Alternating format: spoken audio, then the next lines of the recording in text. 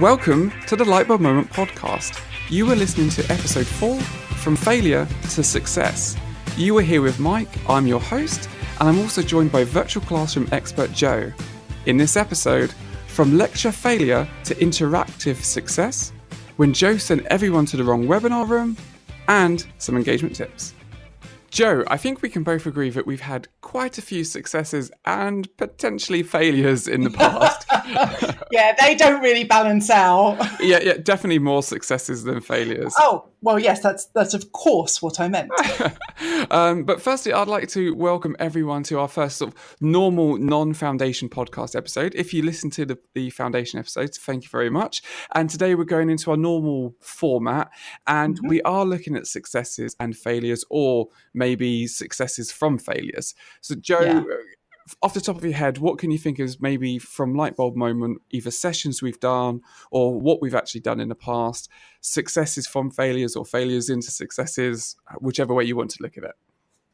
Yeah, well, I think it's a really great point that actually from failure comes success. And actually the way I've learned most of my stuff, throughout my entire life, but certainly with virtual classrooms, is from a failure. So it might feel awful in the moment, but if afterwards you can go, okay, I'm going to write a document, I'm going to update a process, I'm going to share this with my colleagues so that we know if this happens again, how to deal with it, then that turns it into a success.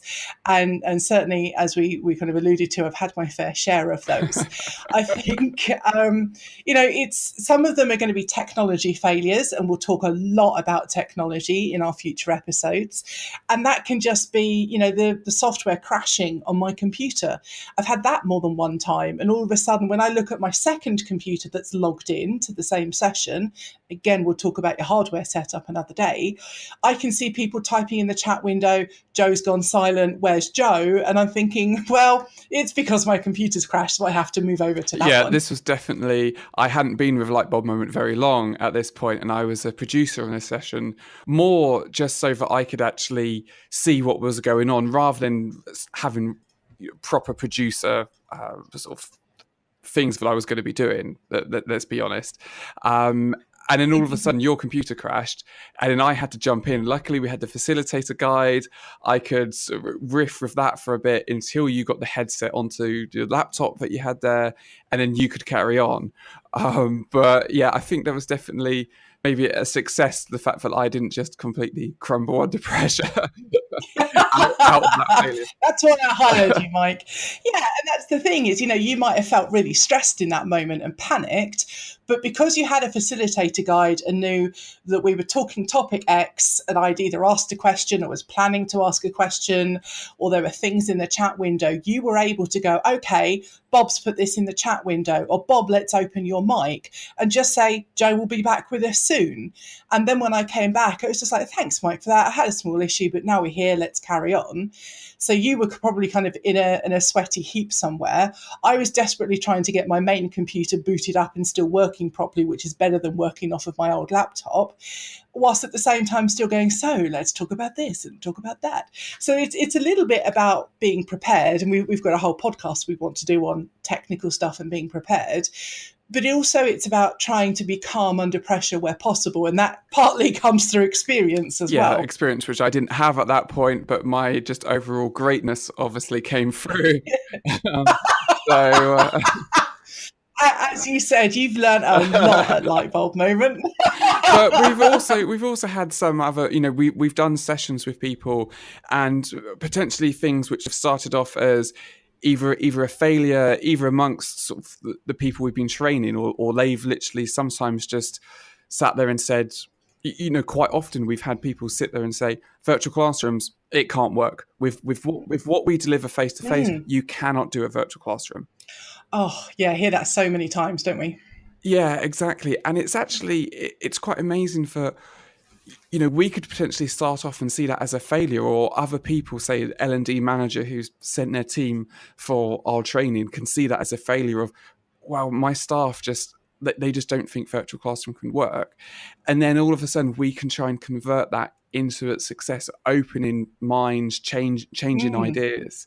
Do you have any stories? Yeah, I've always loved that part of my job, to take people from "I don't like this" through to "Wow, I want to do some more," and then more stories than I care to remember about doing that. And it really, really makes me happy when I can help people do that.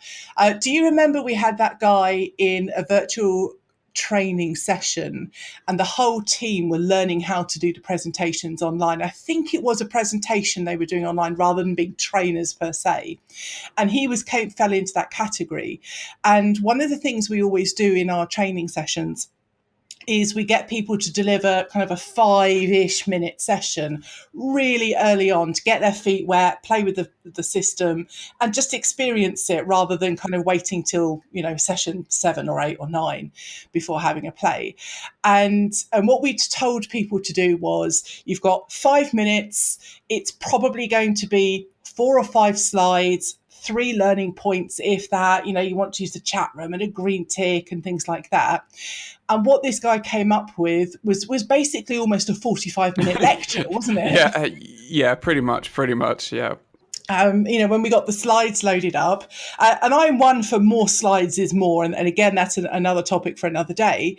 But he had so many slides, I was thinking, crikey, even I would struggle with this, and they were text heavy, and all of that kind of thing. I think it was the end of the session before. I said 5 minutes is going to disappear in seconds.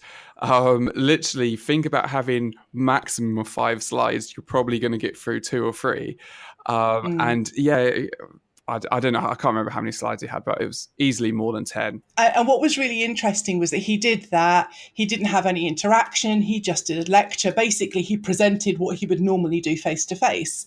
And whilst the topic was interesting, and he was obviously knowledgeable, and he was a nice guy, in terms of the success of that as an online session, the 5-minute snippet of an hour that he would normally do, that was an utter failure. Yeah.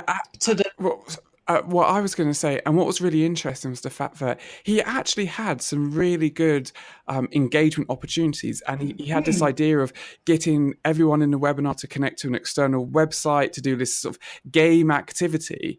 And it was interesting that he had designed it in his mind. And he was like, oh, this is going to, because he knew he had 5 minutes. So he obviously thought 40 seconds, they're on this website, 20 seconds, this, 30 seconds, we do the thing.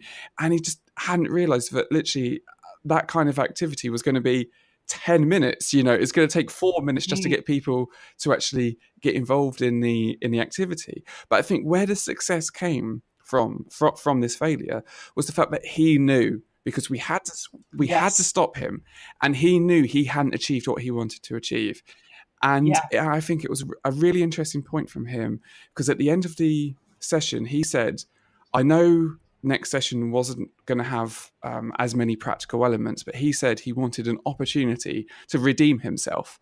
And he came back, and we gave him 5 minutes at the beginning of the next session, and he absolutely blitzed it. And he'd learned so much just from his failure in those 5 minutes, seeing other people in his team deliver in different ways, and he learn't from their successes and their failures, and it was amazing to see that going forward. Yeah, it was, as Gordon Ramsay says, it was like night and day. We sort of went into the session the next day, and I'm not proud to say I was a bit, oh gosh, here we go, this is going to be terrible, but that was the reality. I was thinking, how much better is this going to be? And it's going to eat into the time that we'd planned for our session, but all about the learner, making sure they get what they need. So of course we adapted and flexed to that, as is right to do. And what an amazing turnaround. He had interaction, he didn't lecture. It was the opposite of what he'd done the day before, and it was awesome. And what was amazing, I think, if I remember correctly, this was actually the same group as well, that in the first training session we had with them, we were going over some of the best practice in virtual classrooms. And that was where we were saying interaction every 3 to 5 minutes, get a green tick, get somebody on the microphone. And Joe, you even say less than that, don't you? You're almost saying 1, 2, 3 minutes, get interaction. Yeah, I tend to average 2.5 minutes in my sessions whenever I measure it. Exactly. And they were saying it can't be done. It's not going to work. We're going to be distracting people. We've got so much content to deliver. And all of them were just against it. And some of them were saying every 20 minutes, every 25 minutes, they were going to ask a question, because they were basing this on their face, what they do face to face. And then it was absolutely amazing that when this gentleman delivered his first session, his first 5 minutes, he had basically zero interaction apart from trying to get people onto this website, which didn't really work and cost a lot of time. And he lectured for most of it. And people were sitting there and saying, do you know what? That was 5 minutes. Or, I think we let him run for about 6-7 minutes. But basically, It was 5 minutes that he was doing his presentation with no interaction. And everyone was there saying, I'm bored. What's going on? I'm not engaged. And they'd already got used. And this is only beginning of second session, just going through our first training session, they'd got used to you going, let's have a green tick, let's have Jane on the microphone, let's fill in this poll. They'd got used to it, and having literally only just 5 minutes of lecture. And even when some of the other people in the session or other training courses we've done, when they've done a 5 minute section and all they've asked for is one green tick, people sit there and go, it's not enough. And I think that's really amazing to then see those points where potentially people are saying to us, okay, you guys are virtual classroom experts, but you don't know what you're talking about. It's not going to work with our organization. It's not going to work with our training scheme, training structure. And then all of a sudden for them to sit there and go, you know what, now that we've observed each other, that is a success. To do that differently. Yeah, I agree. It's one of those things, like with many different things around learning, technology, business, change in general, is until you've experienced something done really well, and then you can adapt that to your organization as needs be, then actually it can be really hard to see how it would work. So that point of me saying you should plan in an interaction every 3 to 5 minutes, and that could be, like you say, as simple as, do you agree, green tick, red X, or what do you think about such and such, type something in the chat window. They can be quite small interactions, little engagements. People kind of go, gosh, that's a lot. I would have thought every 10, 15, 20 minutes. And sometimes people get that mixed up with an activity. So that could be a 20-minute discussion about X, or a 10-minute go and write on this flip chart. And they're different things. But also, you're absolutely right. Once people have experienced a good version of this, and of course I count mine as a good version. Well, of course. But that goes without saying. But once they've experience that every 3 or 4 minutes they're being engaged and involved in an appropriate way to the learning outcome, to the technology, to the topic, and so on, suddenly having 5 minutes of somebody talking at you is boring. It's not engaging. Their mind is wandering. And, as I said before, lectures can be amazing. I've had some fascinating lectures where I've been absolutely glued the entire time. But online, does it work the same? I'm not sure it does. So this is where that point comes in. Really good points.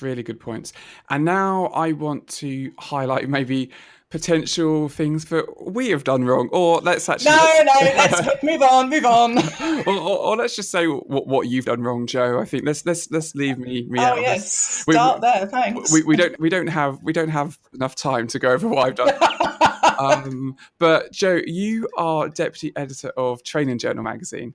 And basically, Training Journal, every month, Joe hosts a webinar where you have guests on, and it's lots of questions being asked and experts giving their opinions. And I believe there was one point where I was in the virtual classroom, or I was in the webinar room, let's say, and I was there. So now we are going over failures. I can't even speak. That's the failure. Look, and I was in the room with a whole bunch of other attendees, about 80 people, raring to go for this webinar. And where were you, Joe? I was in a different Adobe Connect room with the speakers and with the TJ staff, because I'd made a very small and totally insignificant error. or very big and very significant is another way of putting that. So what I had done, and this is the reason for this, was me obviously getting something wrong, but it was just peculiar to the way Adobe Connect sets things up. You have your room set up where you have a link of trainingjournal.adobeconnect.com / whatever you call it. So this was session 3 or whatever. And then when you create the event for people to register, you have to link the event and the room together.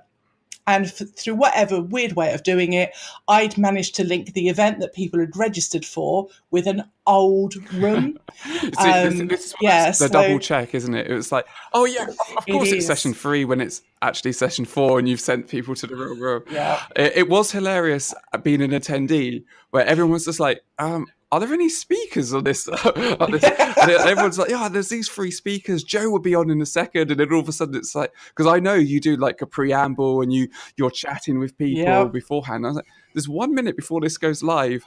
Where is everyone? And I'm typing to you on Skype. Yeah. You're typing to me like, I've got no attendees in my room. Nobody's signed up. Yeah, it was a slight... Yeah. Because I was sitting in the room going, usually people are logging in at least 5 minutes before, and I'm doing my radio DJ thing of where have you come from and what's the weather. And I remember one of the attendees, this must have been about e-learning, I think, because one of the attendees was James McCluckey from Good Practice. And what I always do is have the 3 speakers and me on webcam behind the scenes ready to go. And I was at that kind of 2 minutes to 10 before we were launching and going, there's something wrong, and like frantically looking around, and you were messaging me and other people were messaging me and trying to figure out what had gone wrong and how to fix it. And James just said to me, this is like, your face on the webcam was a picture of horror. Just like, what have I done? No. But in a nutshell, maybe there wasn't a massive success to get from this because it was quite a failure. No, there was. But you managed to save the situation. You managed to jump into the other room, give people the link. You got the presenters or the guests over into the other room. It started late, but it was safe. There was a success. Do you want me to move on to away from you? Move away from you. Well, I was just going to say on that, it was a failure. I did something wrong. We all do things wrong, things happen. But in looking at it in the moment of what happened in the moment to make it a success, well, one is I tried to keep as calm as possible and as logical as possible, which is pretty difficult when my face was a horror of panic. But it was a case of, well, I'm here, there are no attendees, where are the attendees? Just logically going through until I found the answer in the back end of the system. This is why this is linked here, blah, blah, blah. And then because I knew then where everybody was, I could go into that room and signpost them and say, here's the real room. We did start late. We were, say, 15 minutes late. So then it's a case of when I'm going through that process is, do I postpone this session or do we carry on even though we're running late? Joe. Come on. And well, the show must go on, you're right. But in some instances, depending on what your session is and what your audience are, it would be more appropriate to postpone that session. You would have to make the decision in your organisation as to when that is. So for us, it was, we've got 3 speakers. This is a public webinar or live discussion. It's really hard to get these people back together. We're promoting this to people. It's the right thing to carry on, even though we've started late. In another situation, it might be the right thing to say, this isn't working. Let's do it again later, tomorrow, next week, whatever the thing might be. And so you saved a day. This is obviously this is what we're getting from here. I wanted to say one more thing about this, though. We've got so much other stuff to go over, Joe. I know, this is important.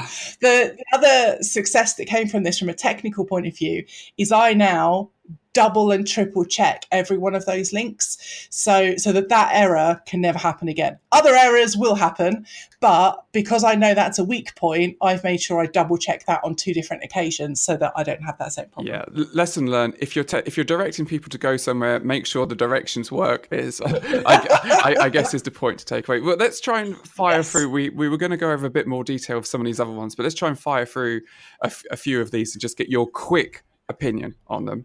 And that is the fact that we had an example of this, but we'll just go over it quickly. Some people have come to us, and quite often when we do first lots of training, people say to us, yeah, so we delivered some of our face-to-face sessions and basically just delivered them as virtual classrooms without doing any design changes to them. Your opinion in a nutshell, go. Failure. We need a buzzer. We need a buzzer. Ding. Failure. Yeah, it can work if you're really lucky, but usually you have to adapt your questions, your delivery, your slides, your interactions, your activity, and we can go to town on that in future episodes on how and why they're different. Okay, part and parcel of that also is then people do actually design a session for virtual classrooms, but they stick to it rigid, word for words, the script, they do not deviate from it. Success or failure? Fail. But again, and completely understand why, because there's more plates that you're spinning because of the technology angle. Yep. And if you have a script or a guide or a lesson plan, it's tempting to sit and read this out because it's your Bible that you're hugging almost. Your little security blanket, isn't it? It really is, yeah. But one of the things that people think you can't do in a webinar or virtual classroom is be flexible, spontaneous, and react to what's going on. And that is absolutely not true. You have to plan it right and know your content and know your technology and all of those things. But you absolutely can have the flexibility and adaptability as you would face-to-face. And I remember, Jo, it actually wasn't an online session. It was a face-to-face presentation you were delivering. But I knew the timings. We had a facilitator. Oh, yeah. and I knew the timings of, okay, 12 minutes in, we should be on effectively slide 7 or whatever it is. And we were about 24 minutes in and on slide 4. And I was there like, this is, and I've got quite a fancy camera. I was recording it live. And I was like, oh, this is just going to be an utter failure. But I like your faith in me, thanks. Yeah, exactly. Yeah. I just went straight to, just turn the camera off. I'm going to go get a cup of tea. Write this bird off, yeah. Yeah, exactly. This is all done for. But what was amazing was your ability to adapt to the situation. And you were longer on some of those first slides because you were getting loads of engagement.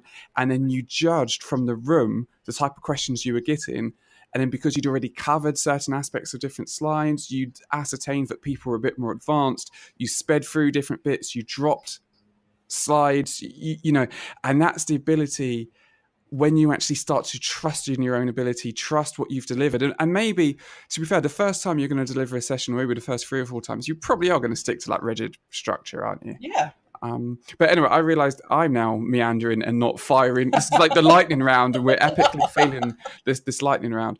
Do you remember we had a lady that we were training? She wasn't actually a trainer, but she came in and she was going to be delivering some small webinar style sessions with virtual classroom. Lady doing the support for other people. Yeah, exactly. And yes, I do. Yeah. Yes, and basically she came in and bless her, and it made sense. Maybe it's like a longer face-to-face session, but she was delivering, say, like a half-hour, 45-minute webinar, and she had heavy text, white text, or like grey text on white backgrounds. Some slides were black, some slides were white.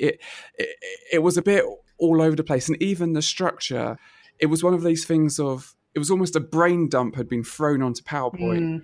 And then we came along and obviously saved the day, but explain what you did, Jo.